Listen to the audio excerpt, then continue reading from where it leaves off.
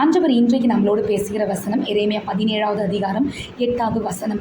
அவன் தண்ணீர் அண்டையிலே நட்டப்பட்டதும் கால்வாய் ஓரமாக தன் வேர்களை விடுகிறதும் உஷ்ணம் வருகிறதை காணாமல் இலை பச்சையாய் இருக்கிறதும் மழை தாழ்ச்சியான வருஷத்திலும் வருத்தமின்றி தப்பாமல் கனி கொடுக்கிறதுமான மரத்தை போல் இருப்பான். இந்த வசனத்தில் ஒரு நபரை குறித்து சொல்லப்பட்டிருக்கு. அந்த நபர் ஒரு ஆசீர்வாதமான வாழ்க்கையை வாழ்வாங்க. எப்படிப்பட்ட சூழ்நிலை இருந்தாலும் ஒரு செழிப்பு அந்த மனுஷனுடைய வாழ்க்கையில் இருக்கும் அப்படின்னு இந்த வேத பகுதி சொல்லியிருக்கு.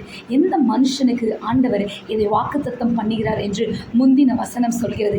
7வது வசனம், கர்த்தர் மேல் நம்பிக்கை வைத்து கர்த்தரே தன் நம்பிக்கையாக கொண்டிருக்கிற மனுஷன் பாக்கியவான். கர்த்தரை தன் நம்பிக்கையாய் கொண்டிருக்கிற மனுஷன் எந்த சூழ்நிலையிலும் வறட்சி நிலைமையிலும் கனி கொடுப்பான், ஆசீர்வாதமாக செழிப்பாக இருப்பான் என்று ஆண்டவர் சொல்கிறார். எப்படிப்பட்ட சூழ்நிலையாக இருந்தாலும் மனுஷரை நம்பாமல் கர்த்தரை மாத்திரம் சார்ந்து கர்த்தரை நம்பி கர்த்தரே உங்களை நம்பிக்கையாய் கொண்டிருங்கள். கர்த்தர் உங்களை ஆசீர்வதிப்பார்.